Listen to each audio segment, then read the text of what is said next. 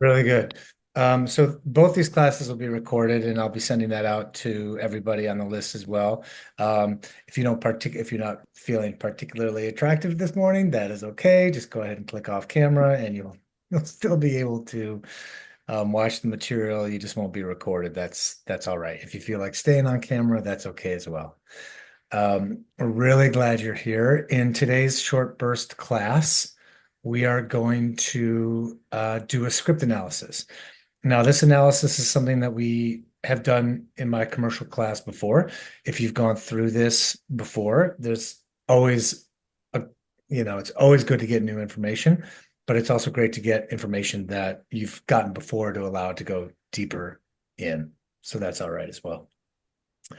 I'm going to do this script analysis, and then take a pause and talk a little bit about a program that I'm launching in May, which is an online coaching program, which I'm pretty excited about. It's going to be a really inexpensive way to practice your commercial skills. And then we'll just kick into a Q&A, and I'll take any questions that people have about commercial work, agents, headshots, anything that you learned about the script analysis, anything that you're interested in. Okay. Again, thank you for being here, everybody. It's really exciting to have you all here. The very fact that you are here for some information means that you're ahead of 90% of the other actors out there. That's not an official scientific percentage, but it's what I believe. That if we stay curious and that if we're interested and that we want to keep learning, that's essential. It's really interesting. I was in the UK for the past 2 years. I just got back last year. And what I found over there is that they go through their 4 years of like really hard conservatory in some of the biggest acting schools in the world, and then they stop classes. That's it. And they finish. And it really kind of blows my mind. I mean, as Americans, we're like hopefully in class all the time because this is changing and this is changing. And so it's great that we're always searching out new information, trying to learn something new, and well done for being here. Really good. Justin, Robert, thank you for being here. Brian, glad you're here. Mm. Wilburn, fantastic. Cindy, Aaron, Karen, great. Deb, thanks for being here, everybody. Really great. Like I said, we're going to do a script analysis, and then I'll tell you about this program, and then we'll do a Q&A, and then we're out of here. So let's talk a little bit about scripts. So I have found that there are two different kinds of scripted commercials. One is a narrative, which is like a beginning, middle, and end little story. Honey, I just spilled something on the couch. The guys are coming over for the big game. What do I do? Don't worry, honey. I have a little spritzer spray that lifts the stain in animation. The guys come over for the big game just in time. Happy day.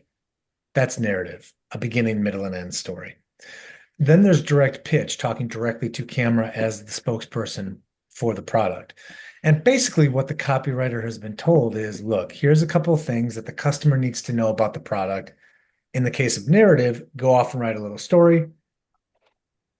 In the case of direct pitch, go off and write a little monologue that an actor is going to say to camera. These writers have 30 seconds or less to try and get their message across. And I find that they use the same kind of signals over and over and over again to not only indicate to the audience what it is that they need to learn, but also to the actors what they need to bring into that room. I think that most actors get their script, find their one line, memorize it in fear, run into that room, throw it out into the void, and sees what happens. And we're done with that. We're done with that. Instead, what we want to do is go line by line, and find exactly what it is that the copywriter is trying to tell us. So that's what we're going to do today is I'm going to take this script, we're going to go line by line and find out what is the copywriter trying to tell me to bring into my audition. It's a little tedious at first, but the more that you do it, and we'll talk about ways to practice afterwards, the more that you do it, the better that you get at it. And that's kind of what I love about the commercial work is that you get your script and then you immediately dive right into it because you have to go into the room in 10 minutes or you have to put that self-tape on by the end of the afternoon. I just put a self-tape up this morning and I was like, gotta get this done before class, gotta get this done. And it's just a matter of like boom, boom, boom and knocking it out. And I find that really exhilarating. And it really kind of tightens up our abilities as actors. So I encourage you not to read ahead in the script. Instead, just follow along with me line by line to find out the information that it's offering. Okay, great.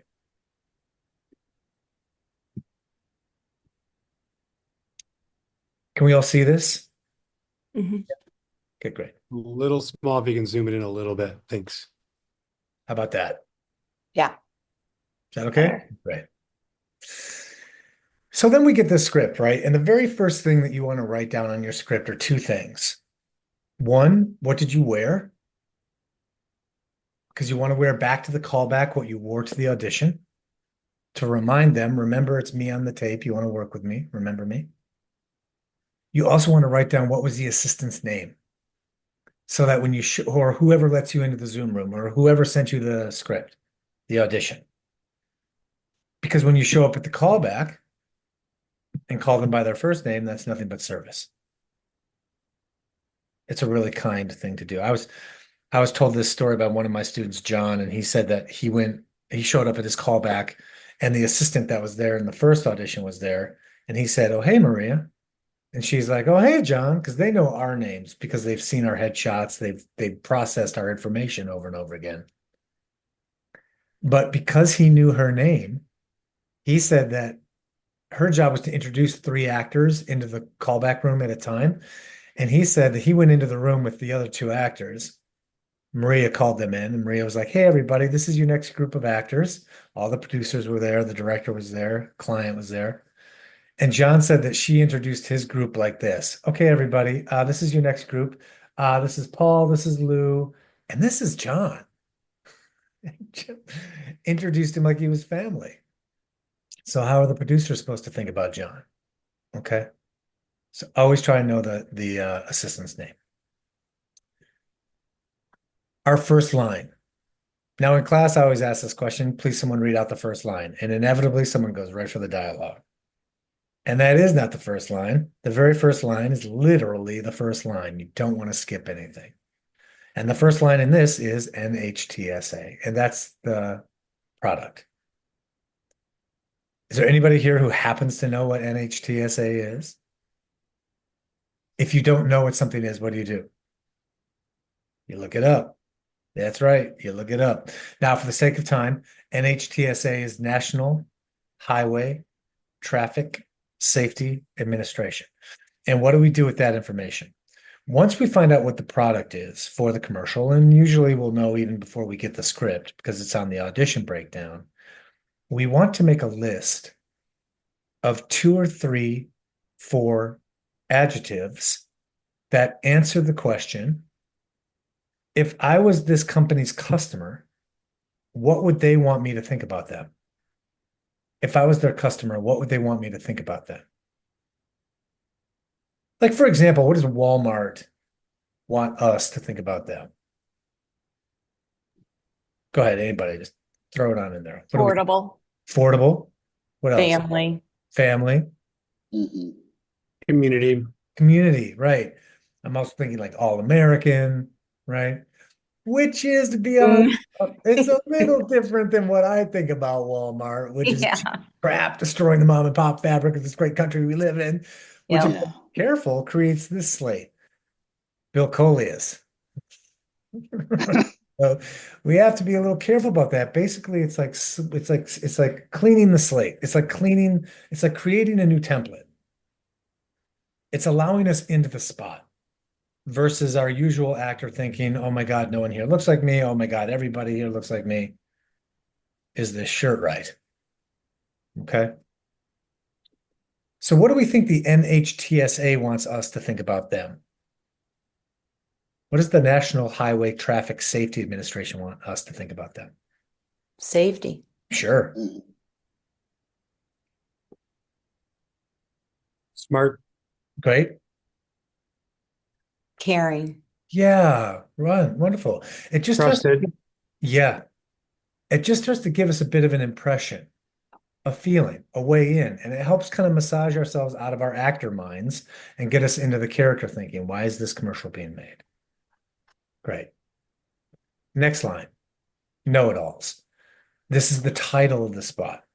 This is the title. Now, one thing that's kind of interesting is that we have a positive affinity to the product, which all those words should be, but a negative affinity title. I mean, really, right? I mean, what do we think about know-it-alls, right?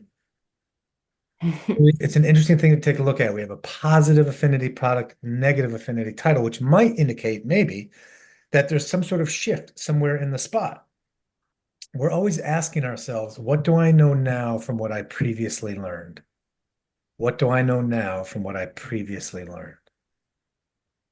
Positive product, negative title might mean some sort of shift, possibly.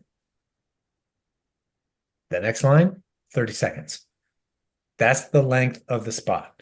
And length dictates pace. Length dictates pace. Most commercials come in 15, 30, or 60-second increments. If you have a 30-second spot and it's all dialogue, you know that pace is going to have to be up. If you have a lot of stage direction, then you know you'll have some reaction time. But length dictates pace. Great.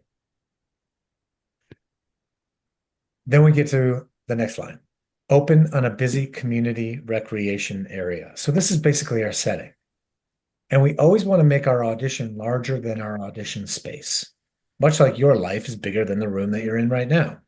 And how do we go about doing that? We have to create our setting in all five senses. One thing that we talk about in my bigger class is that we think in five sensory pictures. This is how we process data. This is how we create our memories. This is how we create our fantasies of what we think is going to happen in the future.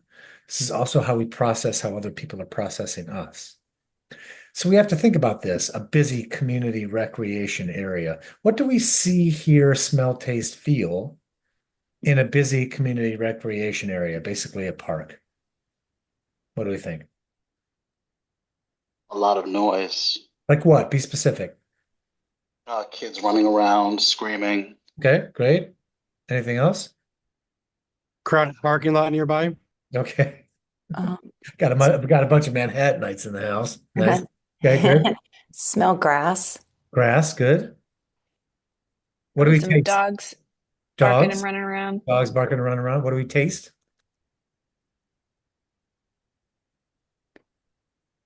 When we're at the park? I mean, I usually taste coffee throughout my day, or ice cream or barbecue. Yeah. I hear that ice cream truck, tink a tink tink tink tink tink tink tink. Okay. It just starts to make our audition larger than our audition space. We have to make it bigger than these four beige walls. Great. Next line.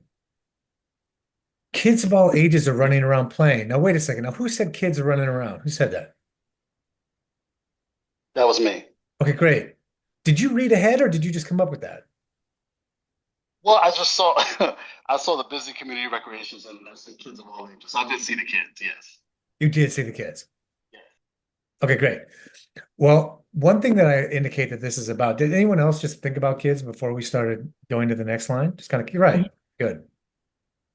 What this means then is that this is a box ticked, meaning that through your own creative process, you've created your setting. The script is now validating some of your choices, which means that you now, starting in your self-tape or walking into the room for this audition, you have to see and hear kids because that is what the script is asking for. I encourage you to think about this script as a religious document from on high. Whatever religion you choose, that's fine, but it has to be gospel. This is what we're following, okay? We're not choosing things to stand out by going opposite of the script. By seeing and hearing kids of all ages are running around playing, we're helping the script, we're assisting in the script, we're serving the script. Great. Next line. We see a group of caregivers have gathered for an afternoon playgroup. So afternoon, so maybe we're feeling sun on our face, which is great. Let me ask this question. From what we have learned already from this script, and we are getting called in for one of these caregiver roles, a group of caregivers, from what we've learned already from this script, how would we play these caregivers? What kind of caregivers are these? Any idea? Guessing know-it-alls. Know-it-alls, yeah. Possibly. Mhm. Well, what's the next line? Their dialogue is fast-paced and obnoxious as they try and one-up each other. Well, lo and behold. Mm. Which means, how are you delivering your lines? Mm. Fast-paced and obnoxious. Fast, yeah. Look, now's not the time to be the cool nanny, just to stand out. You deliver your lines fast-paced and obnoxious. There's some copywriter who's like them. So I encourage you to always use the language of the script. These folks have 30 seconds or less to try and convey it to the actors. So always use the language in your choice. Fast-paced and obnoxious. Really good. Mhm. Okay, now before we get to the dialogue, I'd just like to talk about acting. Acting. Now, I have found in commercial acting, as well as in TV and film acting, there's two major questions that you have to ask of your character. There's two things that you need to know and fill in all five senses in your experience. One is your relationship to your environment, told in five senses. And do you have a positive or negative affinity to that environment? And then two, what is your relationship to the other characters in the scene? Told in five senses with a positive or negative affinity. Now, this is pretty 101 stuff, right? Know where you are and know who you're talking to and how you feel about it. Sure. We hear about that all the time, but what we're really never really told is, yeah, but how? How? And this is where I think the five senses kind of come into play. Like, for example, take a look around you right now where you are and take in your surroundings in all five senses. The smell, the connection of your feet to the floor, all the corners of the room, all the shadings of the light. And imagine that you have created this. Does this give you a positive or negative affinity? And clock in, where does that feel in your body? Our environments make us feel a certain way, and the camera picks up on that thinking, which is its only job. And lo and behold, you're a character in an environment. Okay. Now, here's my question to you. What do we think know-it-alls feel about their environment, positive or negative affinity, usually? Positive. Really? I've never, right? It's negative because I feel like that they know everything. Yeah, I've never been Right. around a know-it-all where I'm like, Right. ooh, gotta spend more time around this guy, right? It's Oh. always like, eh. Okay. So what this means then is because of my character, it now frames the five senses that I came up with for that environment. So those swing sets that I came up with earlier, right? Or let's go to that ice cream truck. Now positive or negative affinity. Negative because of a know-it-all, but why? Why would that ice cream truck be negative to a know-it-all? Probably unhealthy for the children. Yeah. You know the obesity rate of children under the age Yeah. of 12 in this country? It is astronomical. I have a printout right here if you want to read it. You know the sound decibel that little tink tink tink tink thing is? Do you know how that's at least a 12.3? I measured it. I mean, I have the printout right here if you want to read it. It starts creating our thoughts for us, which the camera picks up on. And our environment is directly related to that. We have to make that decision in our scripts. We also have to make a decision about our relationship to the other characters in the scene. Much like in your own life, like we did with the environment, I want you to think about somebody that you severely dislike. Okay, that came kind of fast for some of you. And I want you to really take in that relationship for a second in all five senses. The sound of their voice, how they wear their clothes, the way they say those things, their smell, and how that makes you feel in your body. Okay. Now, in this script, what do we think? Know-it-all relationship to other know-it-alls, positive or negative affinity. Yeah, right. Have you ever seen two know-it-alls at a party? It's like two chickens up in there, man. They're just like trying to take each other's eyes out. It's crazy. It's crazy. So what your job is that when you walk into the room or when you're about to go into the Zoom room, and there's how this goes in a self-tape is that you would have a reader to read all the other lines, and then you would say your line. But then you get called into a callback, and it's much like this, where we're all in a Zoom room, and there's an actor for each one of these roles, and your job is to interact uncomfortably with all of these other little windows. But it's your job to put pictures in all five senses on all of these other characters. Negative affinity, which comes with what was the sound of their voice? What irritates me about them on the playground when they said that one thing to me? Why are they always bringing ham sandwiches for their kids? Don't they understand ham is so bad for it? Like whatever it may be, you create it in five sensory pictures. The cool thing about this is that you are now your own expert about these pictures. Does it make you feel something? If it doesn't make you feel something, then it's an intellectual exercise. And you have to lift it off the page. The thing is, though, about pictures in commercials, because I also teach this in my TV and film class. The cool thing is that in TV and film class, we get to deal with the pictures that deal with rage, love, lust, greed, like all those really nice little juicy fun ones. But in commercials, keep in mind that the pictures are light because the conflict is going to get resolved in 30 seconds or less with a product. It's not like Know-It-All Mom 1 wants to stab Know-It-All Mom 2 in the throat, right? That's your NCIS audition. This is a commercial, so keep the conflict light in pictures because the conflict is going to get resolved in 30 seconds with a product. Great. What's my relationship to the environment? Told in five sensory pictures with an affinity, positive or negative. What's my relationship to the other characters in the scene?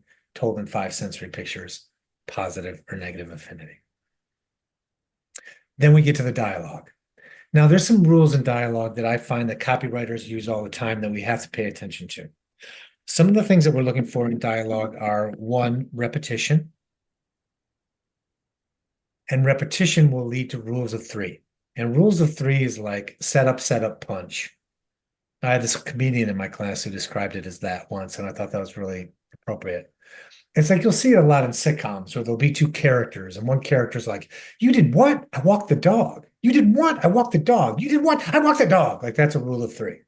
Boom, boom, boom.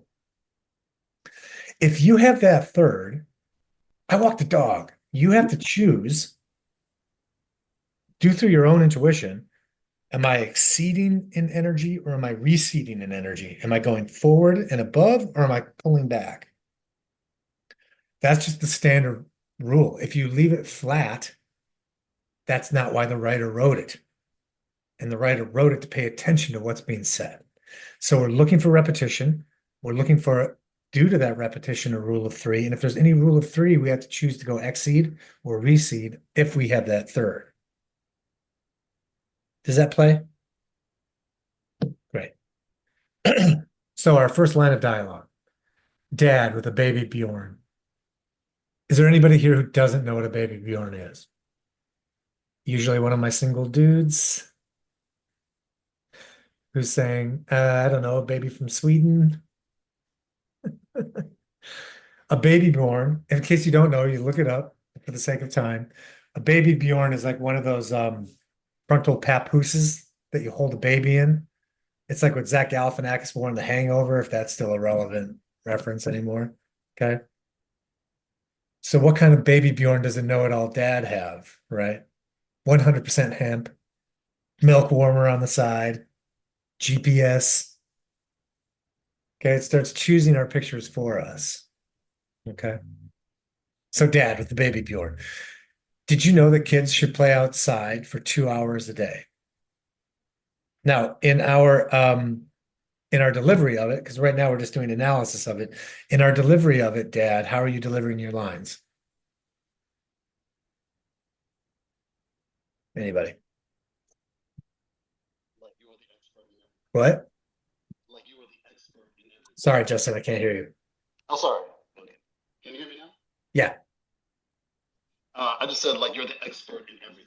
Like, good. But how does the script frame it? Always use the language of the script. Know it all. Oh, no, it all. Know-it-alls, but how do they describe know-it-alls? We're almost there. Obnoxious. Fast-paced and obnoxious. Obnoxious. Yeah. Right, that's right. Obnoxious, and Translator. fast-paced, and obnoxious. Always use the language. I'm trying to Mm. train everybody to always use the language that the script gives us to make our actor choices. Great. Mom 1. Yes, but did you know strollers have the right of way on sidewalks? Any repetition in that line from the previous line? You know. Great, circle it. Okay. As soon as you see that repetition, boop, got to circle that. Nanny. Yes, and did you know terry cloth diapers breathe better? Any repetition in that line from the previous line? You know. Right. Yes, and did you know? Circle that. Boom. Do we see that rule of 3 there? Did you know? Did you know? Did you know? So what do we think? Is Nanny on that third? Is she exceeding in energy or is she pulling back? Exceeding. Why, Aaron? Because they're obnoxious, so they're naturally going to get more Yeah. obnoxious. That's right. And they're trying to one up each other. Absolutely. Great. Mom 2. Yes, and did you know that friendly kids statistically have more friends? Ah, the mythical rule of 4. So circle that repetition. And Mom 2 is exceeding because she's also trying to one up. Which is why we have to be really careful about our line preparations, right? When we're on the subway going in for an audition and we're running that one line and we're running that one line and we think it's so great and delicious and we can't wait to deliver that one line. But then Nanny comes in here and our prepped line is here. We've dropped the ball because it was the author's intention for an exceed, but because of our pre-preparation, we weren't listening in the room. Okay. Always have to be present in service in the room. Great. Suddenly, from across the playground, a woman chimes in. Now, this is a really interesting sentence. We want to pay really close attention to the word suddenly. Do we recognize that in the movies, the phone always rings for a reason? It always influences the hero who answers it, hello, to either think in a new way or move in a new way of action. What? I'll be right there. Slam. It's never like a half hour later. It was great talking to you, Bob. Thanks so much. That was wonderful. But it's always like to action or to new thought. There's not enough time in a 30-second commercial for a phone to ring, which is why we want to be really interested in words like suddenly, all of a sudden, out of the blue in our stage direction. This might indicate a shift, possibly. This is also a really interesting line because this woman is from across the playground. From another world. She is not of this ilk. Okay. Also notice that the writer has used the word chimes. She doesn't one up, she chimes in. All of these indicators in one line, to me, show that we're in for a bit of a shift. She looks like a friendly, approachable person. Well, there you go. Hero mom. Yeah, that says it all. And did you guys know that 9 out of 10 people think they have their child in the right car seat, but most of them don't?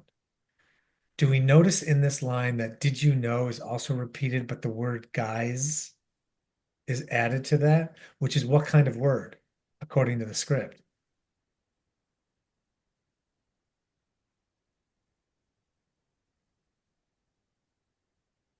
Friendly and approachable.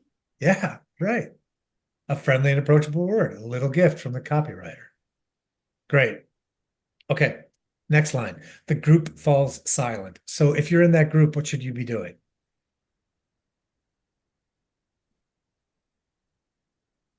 If you're in the group with the obnoxious people, like you're suddenly shut down because Great. Always use the language. If you're in that group, what should you be doing? Embarrassed. Not yet. You jumped ahead.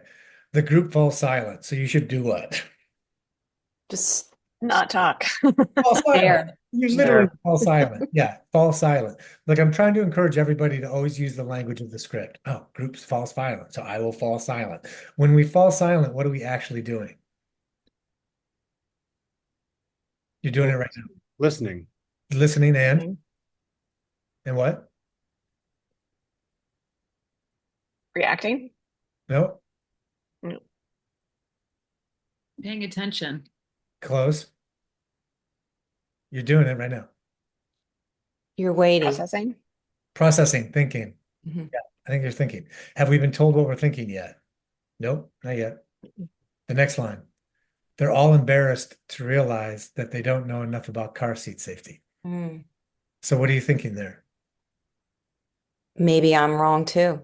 Use the language. Oh, maybe I'm one of the 9 out of 10 people that don't put their child in the right car seat. Not bad. Use the other. I'm prepared to learn because I want to go back and one up everyone else next time I'm at the playground. Maybe, but that's not written there. What's written? We're embarrassed. They're embarrassed. Yeah.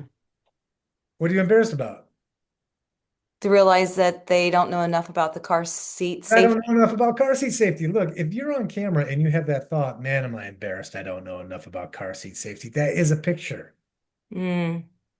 And it's the difference in performance between this and this, which is bad acting. Listen, our job as actors is to have the thinking of the character, and the camera picks up on the thinking. Here in this script, this writer is literally telling us what we're thinking. So always use the language. Great. VO, parents who really know it all, know for sure their child is in the right car seat. What's VO stand for? Voiceover. Excellent. Now, in voiceover, I usually just redact the voiceovers. I just scribble them out. And why is that? Because as a character in this scene, I am unaware of the voiceover. So it really has nothing to do with my character development or my character thinking. Sometimes in commercials, very rarely, it will indicate characters react to the voiceover. Sometimes, but mostly it's for the viewer and not for the character. So if I see a VO and it doesn't say that I hear it, I just cut it out. It's not important. Bill, will you find out that the copywriter would say so-and-so reacts to voiceover if they want that direction? Yeah. Exactly. Great question. Cut, next line, cut to graphic showing 4 different seats. That's also redacted because as a character, I don't see that happening. That's just for the viewer of the commercial. VO, visit the rightseat.gov today. Make sure your child is protected. Redacted. Next line, cut back to the playground. Back to my environment with my 5 senses exploding this audition outside of these 4 beige walls, making my audition larger than the actual audition room itself. The group of parents watch our hero mom walking her child out of the playground to her car. Hero mom, you know you'll have some blocking there, so pay attention. Then we're back to dialogue. Dad, I'm putting that in my blog. Mom 2, typing into her phone. I just put it in mine. Yeah, we're back again, right? So Mom 2, what are you bringing into that audition room with you? Phone. Yeah, don't be that actor who has to borrow a phone from the casting director for the 4th time that day. It drives them nuts. Look, the only props that you'll really be responsible for if it's a live action audition is your phone, which is surgically implanted on your bodies now anyway, a pen, pencil, writing utensil, because that's what you have to use to break down the copy, and then some sort of bag where you put all your stuff in it, you drop it at the door, and you pick it up on your way out. If it's a self-tape, it's a little different. They may ask you to bring in something to eat for the spaghetti that you're advertising. They may want you to bring in, like I had an audition a couple of weeks ago where they wanted you to bring in like a big giant #1 foam hand that you see sometimes at basketball games. I'm like, I don't have a #1 foam hand. Like, what are you talking? But I can guarantee you the people that had a #1 foam hand were pretty pleased with themselves, right? But just always keep in mind, is this something that you can bring in? Just check in that audition. Nanny, next line, directed at hero mom. She's awesome. Super, the rightseat.gov. What does super mean? Lower third title. Sure. Or somewhere on the screen. Yeah. Super means superimposed. So that means just language that's written on the screen. Again, the characters are unaware of it, so I redact it. Did we see that last rule of three down there? Dad, mom two, and nanny. Because rules of three can be set up within lists. They can be internal parts of sentences. They can be sentence structures. They can be paragraph structures. But here it's dad, mom two, and nanny. So what do we think? Is nanny, she's awesome. Is that an exceed in energy or is that a pullback in energy? She's awesome. Exceed. We have one exceed. Do we have any recedes?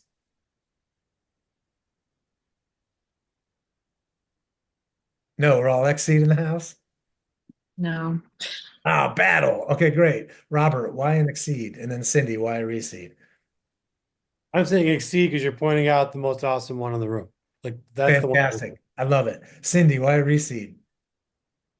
I don't know. I think it's funnier if you reseed. I don't know. Yeah, commit to it. All good. Yeah. Look, I I think agree with both- Cindy. I think it's more comedic Yeah.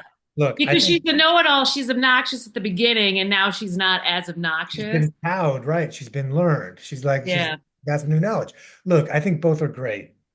All I'm saying is if you see a rule of three, you have to commit to it. If you don't, if you let it lie, some copywriter's like, nope, can't trust that actor. Not Bill re- and Cindy, I just curious. I love the reseed because I think it is very funny if she does like that. But we're given in the copy above that she already is a know-it-all. So Yeah, would yeah, you you don't carry have to that be- know-it-all forward? This isn't a right or a wrong thing. I think I'm both curious. Yeah. I think both are great. Okay. I think the real point is that if you see it, you have to act on it. Whatever your intuition is. If you let it go flat, it doesn't follow the natural what the writer is trying to accomplish, and that's our job, is to serve the script, following our actor intuition. Great. Okay, good. Now, most actors, yes, Aaron. Oh yeah, just quick question. In that situation, because it's also you really could play it either way. Is that a thing where you would maybe if you had two takes in the room, you do one exceed and one reseed? Love it. Sure. Absolutely. Play around with it. Okay. Now, most actors are done here and not us. After you reach your last line of dialogue in the script, in your audition, and those of you who've taken my class before, you know exactly what I'm going to say, is that you always have to tag. And what is tagging? Tagging is creating an alternative line of dialogue that your character would say after the last line of dialogue in the script. So Nanny says she's awesome, and then your character would say what? Even if you are Nanny, you would have to come up with what would my character say? What would I say after I say she's awesome? Or what would I say after she says she's awesome? You're that character. If you're not that character, whatever character you are, what would your character say after the last line of dialogue in the script? You come up with three ideas. You choose one that you like, not what you think they'll like, because we have no control over that. And in your first take, either self-tape, in the room, whatever, you always say your tag out loud. Always. Always tag. Always tag.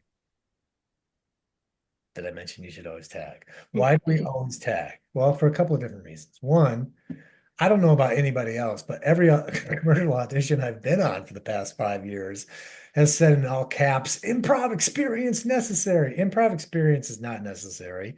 I took an improv class over the weekend once. It was dope. It was really fun. But instead, what I do is I create three alternative tags. I choose one, use it, and then in my second tag, I choose a different one. And I just come off as this brilliant improv master. Right? Also, it keeps the brain busy. I don't know how many times I've seen in class, much less in my own auditions, where some actor finishes their last line and their brain immediately begins to evaluate how they did, usually negatively, while they are still on camera. They kick right into actor thinking because it's a survival technique. Got to keep that brain busy, got to push it forward. And finally, we always tag, which I think is the most important reason of all. And I want you to keep this into your dear, dear commercial acting hearts. Keep this mantra close.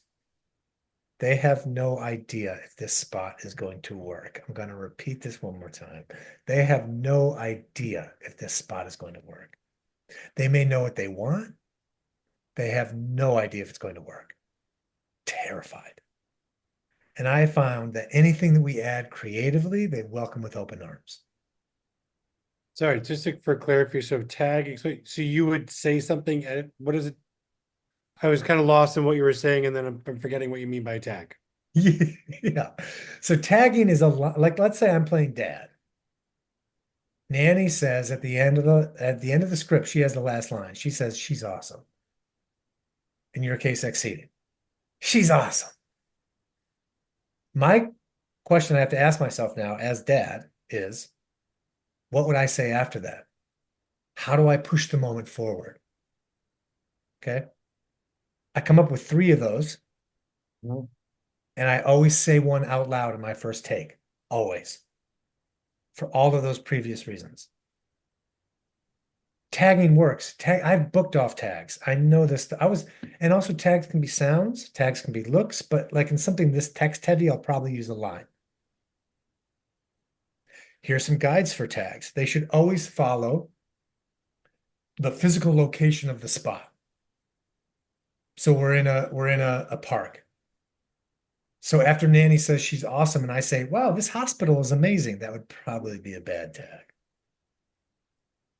It also has to follow the last thematic moment of the spot. Like, what is actually happening?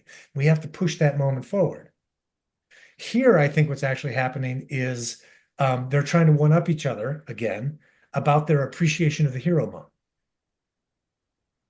So Nanny says she's awesome, and I would retort, no, she's super awesome. Thank you. Whatever it may be. But we always want to tag. I was on set once and some producer came up to me and they were like, Bill, what was that sound you made in the callback? And I was like, you mean Aish? He's like, yeah, that was it. Let's use that. And that's what booked me the job. Tagging is why I booked The Office. Because I tag in my TV and film too. And I tagged in my audition and I showed up on set and Mindy Kaling, who wrote and directed the episode, came up to me and she was like, hey, that thing you did at the end of your audition, that was great. We're going to keep that. And I was like, tagging. Okay. It works beautifully. Great. Okay. Do we see how much we just got out of this? Right? By going line by line, line by line, line by line, line by line. We are finding out exactly what that copywriter is trying to tell us. It's essential. I think most actors find their one line, their dad one line, they memorize it, they run into the room, they put it on self-tape, they throw it out into the void and see what happens. Mm-hmm. And we're done with that. We're done with fear-based auditioning. Instead, what we have to do is really communicate with the writer through this work. What is it that you're looking for? How can I help serve this? And as by going line by line, I think that we really find it. Now, to be honest, this is like the Mona Lisa of commercial scripts. I don't mind me saying. It's like it has it all in here. Not all scripts are written like this. A lot of them are really bad. But at least you know now what you're looking for and you can fill it in yourself. Mm-hmm. Okay. Great work, everybody. Really good. Before we get to questions, if that's okay, which I'm really glad you have, that's excellent. And please have questions. I find that the only people who don't ask questions are beginning actors. And the people who ask a lot of questions are people who are curious and interested and know what they're doing. So questions are huge. Burst that isolation bubble. Always ask questions. But before we get to those questions, I'd like to introduce something to you just for a second. If this was interesting to you, or if you've taken my class before, or you're interested in a lot of the other things that I teach, because all of this work is based on my career.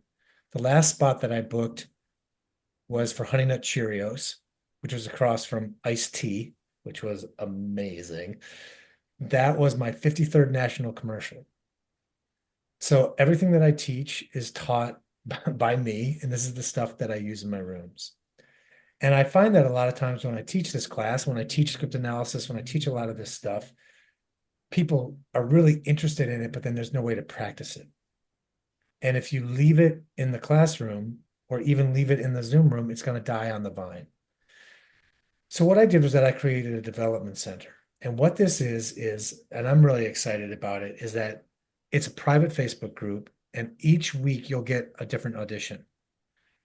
You'll have a full week to put that audition on tape, post it back in the room, and then I'll coach and I'll comment on everything that's posted by the deadline. I find this to be essential because one, we don't get auditions as much as we want. That's just kind of the climate that we're in. And this is used as keeping us sharp because a commercial booking only takes one audition. The real question is, are you ready? Here you'll be able to work every week. You'll be able to learn new skills because it also comes with filmed tutorials on how to do like a different skill that we'll learn. We'll learn slate, we'll learn different copy breakdowns. We'll learn the one thing that you need to do in the audition to book the job, which I'm talking about on Saturday, tomorrow. And I'll host a Q&A every month. So you can talk about your career, you can talk about headshots, you can talk about anything and come with questions. I'm charging $39 a month, which is like a couple of cups of coffee. And you get direct coaching from me for each month. It's like a subscription, it's like a gym. I'm going to post the sign up in the chat right now. This is going to be your deposit. So basically it works like, an apartment or a gym or whatever. This will save you a spot because there are limited amounts of spots because I can't obviously take in 1,000 people because it's going to be a lot each week. So there are limited spots. You can stop at any time. I have some people who have done this for 6 months. I have people who have rolled it in for a year. I have people who have done it for a month and be like, nope, not my style. That's okay too. But I encourage you to try it. If this is something that you're interested in, if commercials is a way that you want to make money as an actor, which I can tell you that I'm a huge fan of commercials. Because of commercials, I've traveled the country and traveled the world. Because of commercials, I haven't had to take a job I didn't want over the past 15 years. Because of commercials, I've had insurance for myself and my family. We had a baby a few years ago. Well, my wife had a baby. I watched. And that delivery cost us $3,400. But then we got the bill later that we should have paid, which was $29,000. But because of SAG insurance, it only cost us $3,400 because of commercials. Okay. In the Q&As, we can also talk about union, non-union work, regional work, national work, all kinds of ideas, and you can use me as a resource. But I encourage you to jump in and see if this is something that you'd like to try. Commercials are the working actor's paycheck. That has been my experience. It keeps you auditioning, it keeps you sharp, it keeps you in the game, and it gets you paid. So I encourage you to try. Jump on in. And if you have any questions about it, go ahead and ask. Bill, thank you very much. I got to jump, but I really appreciate Absolutely. it. And I'm signed on. Have a great one. Great. Thanks to have you here. Okay, let's do some questions. I have till about 1 o'clock-ish, okay? So we can maybe spend 10 minutes on questions, if that's cool. Deb, and then we'll go to Jessica. Sorry, I've got three, but I think they're quick. Just going backwards. For the $39, do you, when you meet for the group, is it different days, different times? Do you give us enough, like sometimes like Monday at 7 Eastern, or Let me clarify. So this is done on your time. So you're going to get an assignment on Monday. As long as you get that assignment in by noon Friday, okay. I will coach and comment on everything that's posted within that time. It also keeps you accountable. Okay. The Q&As are once a month and will be on the same day every month so that you Okay. And if you miss it, they'll be taped. Absolutely. Okay. So, okay, great. Tagging. When I had a couple in my head, what you were talking about for this script, question for you, is it bad? And I think I know the answer, but is it bad to go negative? Like if the nanny says she's awesome and then mom won, or I don't know what it was, you could go back to your obnoxious part and say, well, I don't think she's that great, or something like that. So the question you really want to ask yourself is not necessarily is it negative, but does it serve the last moment? Oh, okay. Am I serving the last moment or am I negating the last moment? Because what it's about is pushing that moment forward. Hmm. Argue you negating the strength of the hero mom is not the last moment.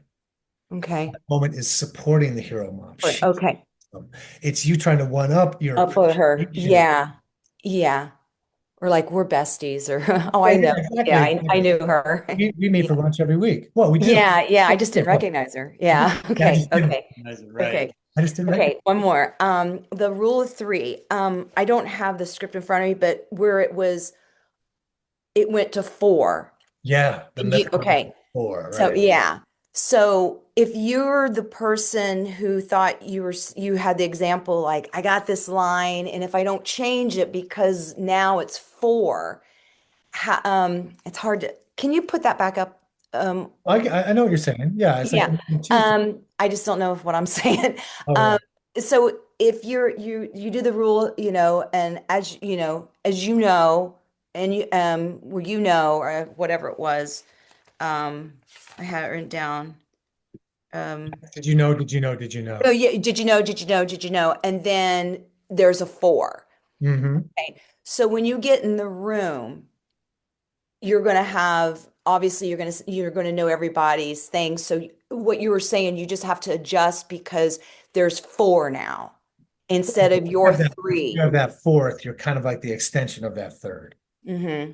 The general rule is three, but if you have that fourth, you also have to ask yourself, I'm in part of that repetitious bit, Mm-hmm. exceeding or am I receding from whoever came in front of me? If I'm the fourth, what did my third do? Because then I have to make a choice. Am I going under that or am I going over it? And I'm listening to what that actor's doing. Perfect. Okay. That was it. Thank you. Because I'm one-upping, I know that I'm exceeding. Okay. Thank you. Justin and then Aaron. I was just curious, just your thoughts on how you approach when you do your commercial headshots. The energy you bring in. Obviously, I know your mantra is service. I'm just wondering, like, how just how you walk into it, how you prep. Yeah, beautiful. So I found that there's three different kinds of headshots that we need for our commercial agents. Because the headshots are for our agents. That's really what that is. That's ammunition for them, which is why it's a conversation you need to have with your reps. What kind of headshots do you need? If they don't know that answer, that's a red flag.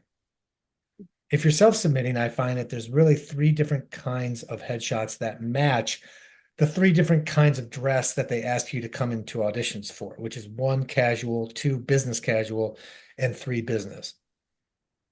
What's the important thing about headshots I find is not this, believe it or not, it's this. Like, what is the thinking in the headshot? Because that's what comes out through the camera.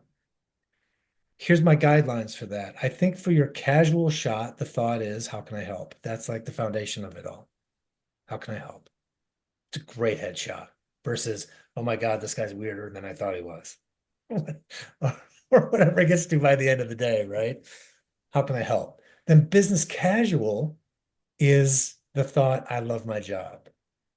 That's like the FedEx driver, that's the small business owner, that's like, the mid-level. I love my job. That's business casual.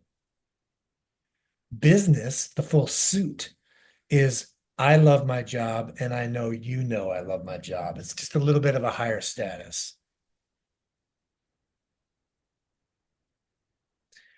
So I find that thinking actually really helps the whole process because then you can create scenarios around it, whatever you want to do as an actor, but it keeps it active up here when the camera is just like boosh, it's right there for it.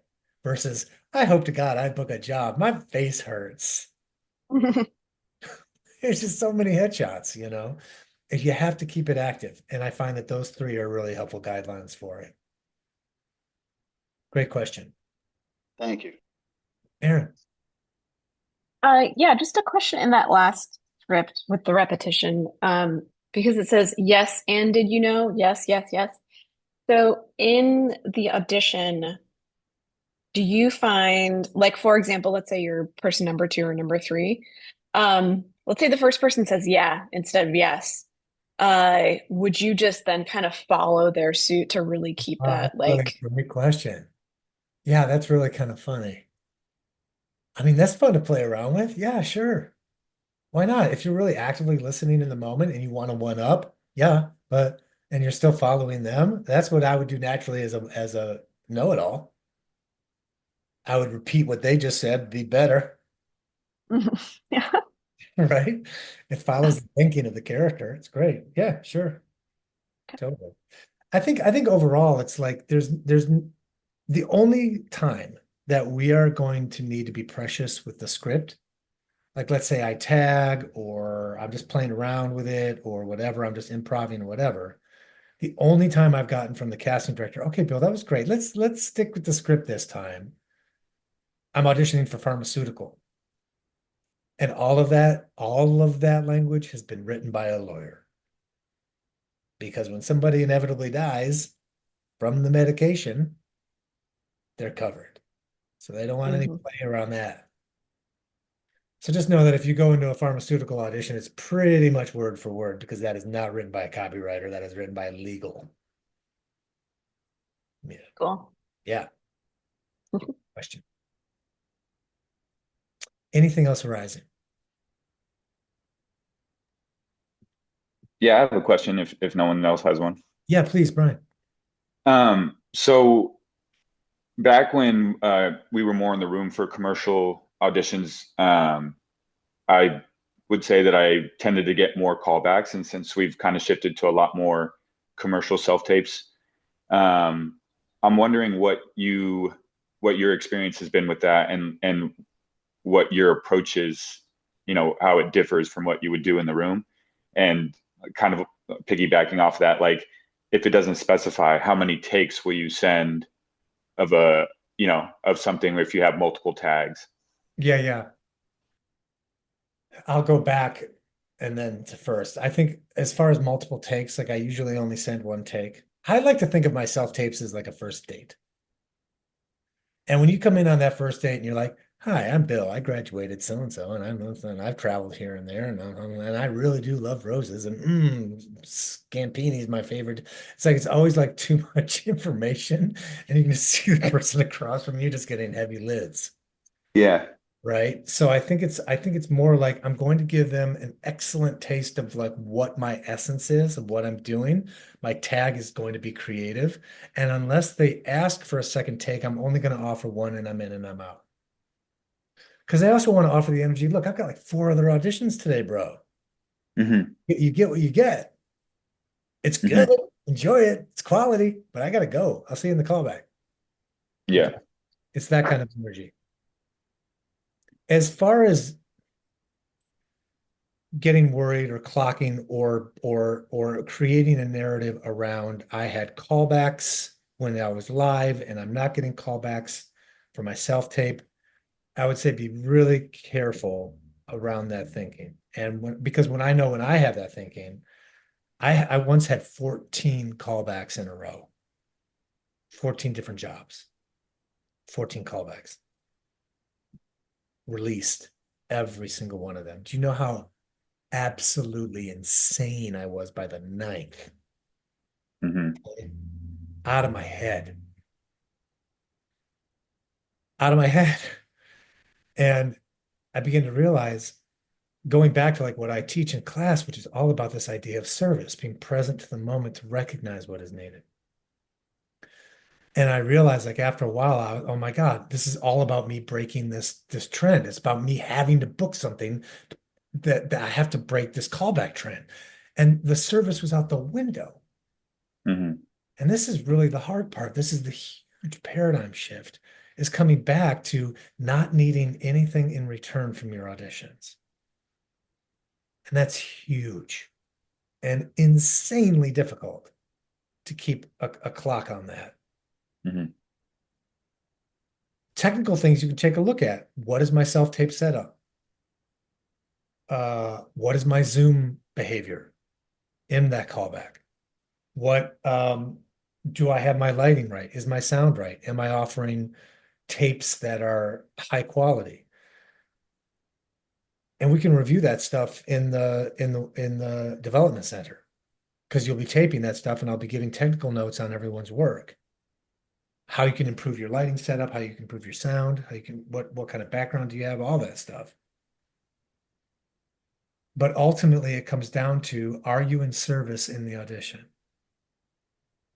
Or am I just thinking about, God, I still haven't had a callback yet in a year? And that's when we have to lean into it. That's when we have to give up any shred of this job defining us for who we actually are. We have to let it go. We have to approach each audition new. Enjoy. Cool. Appreciate that. Thank you. Is that helpful? Yeah, yeah, for sure. And you know, I guess I shouldn't like paint it like I've been fortunate to, you know, to still get callbacks and bookings and stuff, but I guess it's more just sometimes it's nice when you can go in the room, you know, like 200 South still has in-persons every once in a while, and it's nice when you can go in there and feel like you just can do the acting part, you know? Yeah, So just commune with people too. 200 yeah, seconds, it's just like, like this is a big herd of my people. yeah, yeah, It's really great, but it's up to us to stay sharp in our self-regulation. for sure. Yeah, I think that's the biggest takeaway for me is just making sure that every single time you have the Yeah, same approach. and it is not easy. Yeah, Not for easy, sure. but that's why we get paid the big bucks. Yeah, no, definitely. Great. Thank you. That's a great question. Aaron. Thanks. I just wanted to offer something if this was helpful to you, Brian. Um, Something that shifted things for me because I had taken Bill's class a long time ago, and the how can I help was always sort of a thing, which definitely helped me. But then for me, it's something that also like kind of I don't know why it just worked, but it just did. I just also started to tell myself, like, especially in self tapes, like, I don't need your approval or your validation. And it became more about like, I'm going to do what interests me and like what I have fun doing. And then that sort of shifted things for my self tapes like very significantly because then I just became more joyful. And then it was less like there was something in that one little like mind reframe that really helped the self tape because I just didn't have those same thoughts when I was going into the room for some reason. And so I was performing differently. Um, and so I don't know Yeah. if that's a helpful offer at all, Yeah. but That's lovely. What Thank I you. Yeah, appreciate that. what I like to do on top of it is also name that voice, which is I don't need that from you right now, Lewis. Like whatever that negative voice is, you got to give it a name, give it a physicality. No, thanks, James. I'm cool. Yeah, thank And you. let it go. Let it go. Okay, everybody. Thank you so much for your time today. I can't thank you enough. For those of you who are signed up tomorrow, we're meeting at the exact same time, noon, same Zoom. And I'll make sure to send out the right link, but it is the same Zoom. Please consider the Development Center. I find it's super helpful for people. I love doing it. And it's just really going to help up your game. If you leave the learning in the room, it's going to die on the vine, I promise you. Practice is our greatest tool and it will keep you sharp. And hopefully this is a program that is cheap enough and frequent enough to be able for you to really ramp it up. The link again is in the chat. And if you need more information or have any other questions about it, please feel free to reach out at any time. In fact, Bill Coleus at Gmail, BILLCOEL, hold on, COELIUS at gmail.com is an email that's open to you for the rest of your career. That is absolutely true. And you can ask me any questions you like. The service does not end. And I hope to see you in the Development Center. It starts in December. There's only 10 spots left. So if you are interested, I suggest that you jump on it. Have a great day, everybody. Enjoy. See you. thanks, Bill. Bye. Thank you.